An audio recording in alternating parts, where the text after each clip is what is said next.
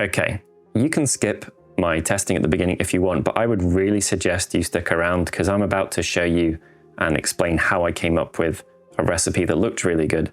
And if your color recipes look really good, you don't have to paint as well. You can paint faster, or you can paint more in the same time, or it doesn't matter if you're not as neat, or your stuff will look neater and better even if you are neat. Trust me, it's worth sticking around for. Ours turned out amazingly and yours will too. Let's jump in. Okay, so before we begin, obviously I'm gonna give you a list of paints and stuff. You don't have to do this, but I thought I would quickly take you through my thought processes that I've used for kind of testing greens out to see what I think looks like cool. Anyway, it's pretty easy. We've just got a grid. Here is the starting color. We've got Sons of Horus green. And then I tried Lupercal green as well. I probably should have tried a more drab green out, but I don't have one. You could use something like Caliban if you wanted. And then I have blended that into where it doesn't matter if it's good or not.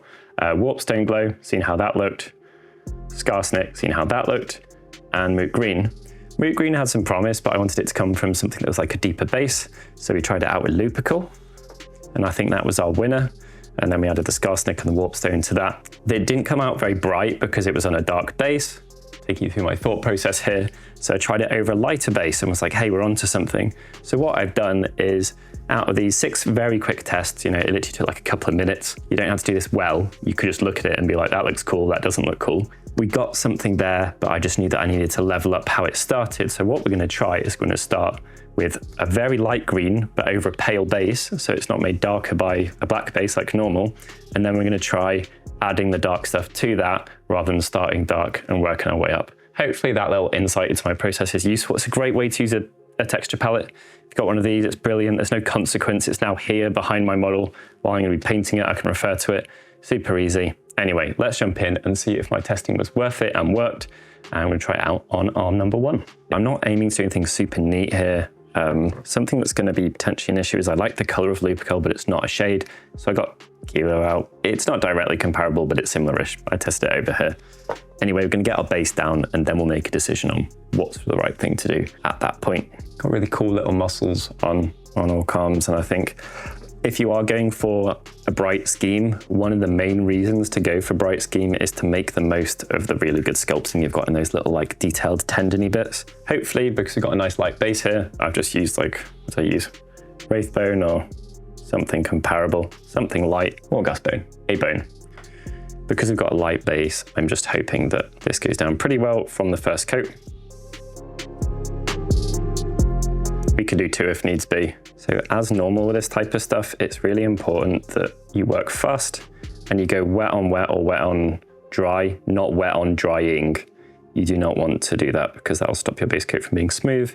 Check out our base coating video if you want a proper explanation of that. This is already a good color. Our testing took so little time, we're already onto something good. Pop those bubbles. And yeah, let's see how this goes. See, even though Moot Green's got pretty poopy coverage, we're looking pretty good already. This color looks great. Yeah, hold that thought. This green over this looks good. We'll maybe make use of that. I was perhaps guessing my way towards something like that with another color I've got out, but we can do this afterwards. So second coat down, should basically be done at this point as far as base coating goes. Super quick, using a fairly big brush for the task. You could use 3 if you wanted. I won't be using a 4 though. Maybe that'd be a bit too big. And yeah, once that's dry, let's jump in. Just a note as well, you'll see that I've covered my palette and also actually like the paper surrounding it. You can see a bit of it at the side of the screen here with green paints. It's because I just want to be looking at my green against other greens in case it helps my ideas. So yeah, that's why I did that.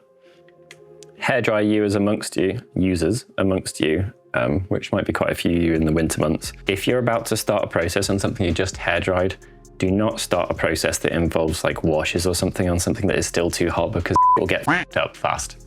Excuse my French, Ian's probably had fun with that. Wow.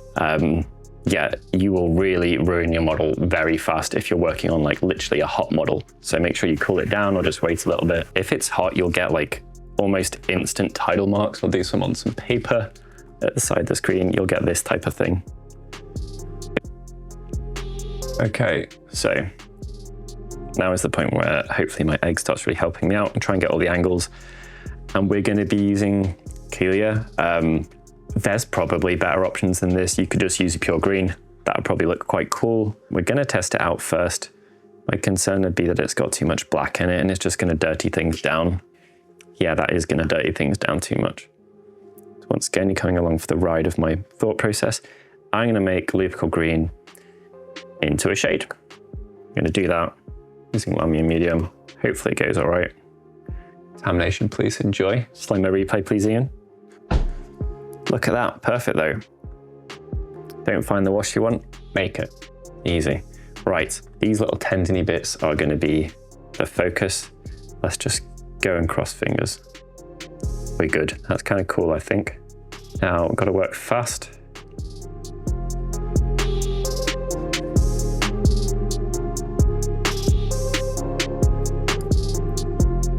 Then we're just going to mop it out of anywhere where it is too heavy.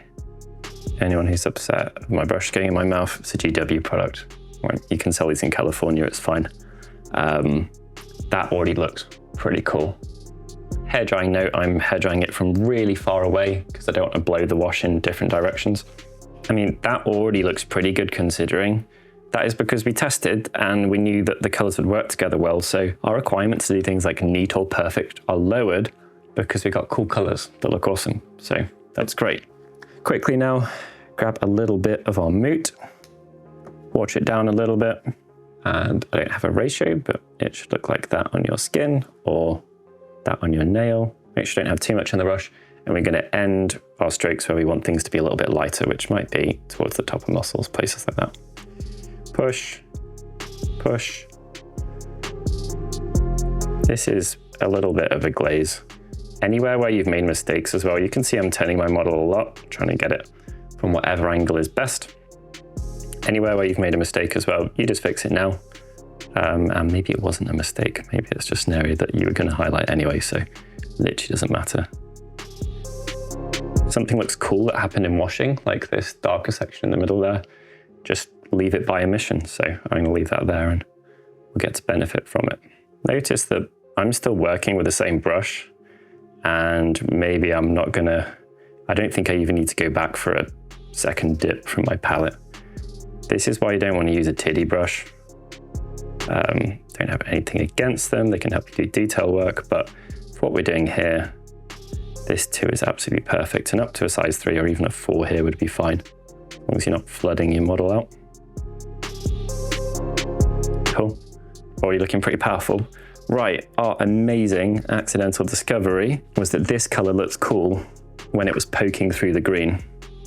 Completely accidental. It does make sense, because often bony colors look nice as a green highlight, but I was just particularly pleased with how it looked, so hopefully we could benefit from it. And then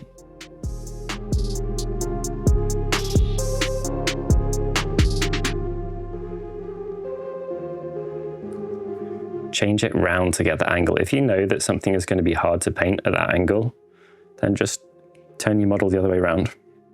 Whether you're painting it in bits or as a model, you should be able to get that angle really easily. These have got bits so you can have a little disc under your model and then you can turn it round, pull it off and put it back on again without it causing a problem. Magnets. Magnets! Oh! All right. I really want to stress that if you're looking at this and thinking like, hey, that looks cool, I can't do that. It's just that we tested colors before starting. That's it. You know, our decisions are better. We don't need to be as good painters because the colors just work well together and we tested it on our palette. So you should really consider doing that more. You don't have to copy a guide, even if you're watching my guide that you're copying now. It just doesn't matter as much as you think. Trust your eyes. If you're like, oh, they look cool, or you see a reference that looks cool, just test stuff out on your palette and give it a little go. Think about the strength of the paints you're using as well. Some are stronger, some are weaker. So I think I've done a better job on his shoulder, which is like a little bit more gnarly looking than the other sections. Make sure that I don't miss out any little details. Haven't given him a pinky elbow, but that would look cool, wouldn't it? I always find that intimidating on Orcs, but it looks amazing when really good painters do it. Hey, we're looking pretty cool. Final touches, same brush, same bit on my palette, just quite a lot more of the bone added in. I'm gonna take a ton of it off the brush. We really don't want to be flooding here or overpowering anything. See, I'm pointing it as well. That's why you see a load of good painters drawing on their thumbs. Then when we get to the model, we know how our brush is behaving. I'm really well braced as well, by the way. And my pinky is braced off this, my thumb is braced off my pinky. Things are pretty steady. I should have turned my model upside down there for this reason, because that is just a way easier access point. If something goes well, like when you're pulling towards you or you're pushing away, make sure that the next time you do a similar shape, you're either pulling towards you or pushing away, whichever one went better. This isn't going perfectly, but my mistakes just don't matter nearly as much because the colors are good. We know that they're good. Cool, that is it. That looks pretty awesome. I'm going to show you one more way to exaggerate certain things. It's very, very forgiving. Again, it uses glazing. Guess what it is that I'm going to do, actually. Pause the video. Guess right now. It's on my palette. Hint. Just going to go back. I'm going to get some of our Lupical Green Lamian Medium mix, which is just about still usable. Do check if it's turned to jelly. And if you want to push it anywhere to exaggerate it or to fix, pause please, Ian. This bit ends a bit harsh, so I'm going to soften that. But if you want to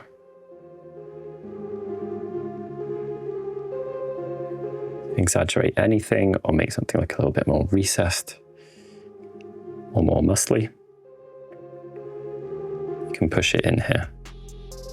Okay, so our testing went really well. We had a super happy little accident. That was amazing.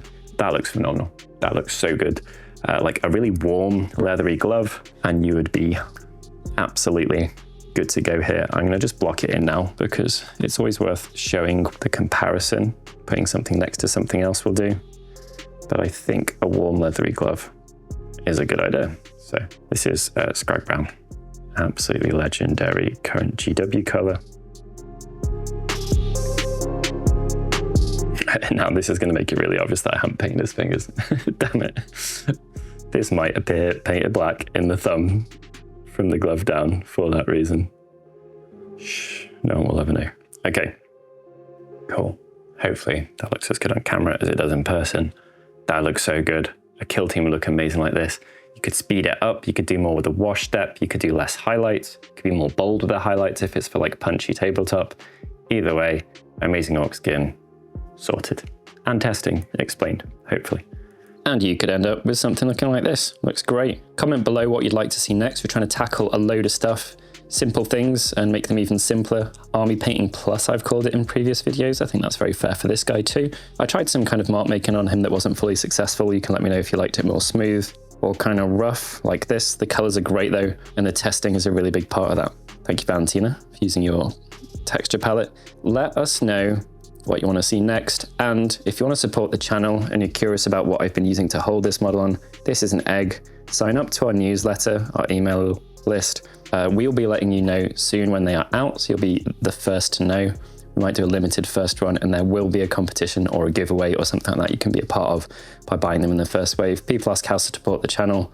This is one of the best ways. Buy our stuff, it's fantastic. You get something nice and you get to carry on watching our videos knowing you're a supporter. We appreciate each and every one of you. Hopefully you can paint a fantastic orc now. If you've got other recipes, let us know. And if you want to see a dingy dark one, maybe that would be of interest. Let us know that below too.